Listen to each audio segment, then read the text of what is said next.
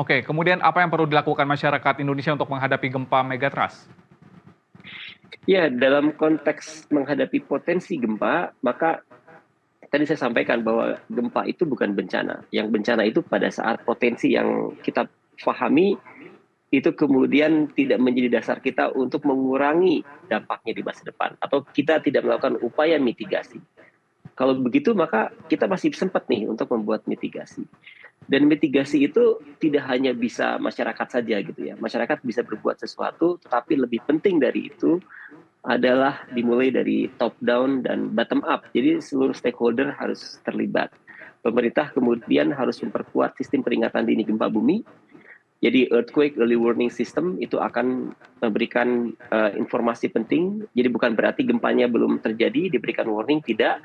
Gempanya sudah terjadi, tapi goncangannya belum sampai. Itu esensi dari earthquake early warning system.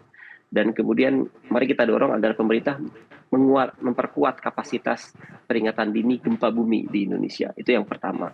Terus yang kedua adalah mengatur perencanaan wilayah dengan lebih baik. Jadi ada wilayah yang boleh dibangun, ataupun kalau wilayah yang bisa dibangun dengan kaidah bangunan tertentu. Untuk memastikan apabila goncangan gempa yang tidak kita harapkan terjadi, bangunan kita cukup kuat untuk menahan goncangan tersebut. Dan itu harus dengan aturan bangunan ataupun perencanaan wilayah yang sangat ketat. Kemudian yang ketiga, dan ini menurut saya sangat penting, yaitu proses pendidikan. Memberikan literasi kebencanaan, sehingga saya sangat mengapresiasi yang dilakukan oleh NTV hari ini, yaitu memberikan literasi pada masyarakat. Ini sangat mendasar sekali. Bottom line dari semua itu adalah education menurut saya. Ini sangat penting. Saya sering bertemu dengan masyarakat yang tidak paham potensi gempa, padahal wilayahnya jelas-jelas berpotensi gempa. Bahkan saya kadang-kadang bertemu dengan pengambil kebijakan yang tidak paham apa yang harus dilakukan. Ya.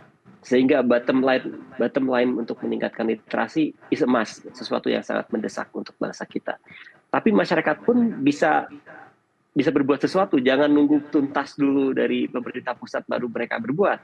Masyarakat bisa membuat upaya mitigasi dalam skala komunitas. Baik. Misalnya komunitas nelayan, komunitas arisan, komunitas pengajian, itu bisa berbuat banyak hal untuk misalnya membangun jalur evakuasi sebagai bagian dari pengurangan risiko bencana berbasis komunitas.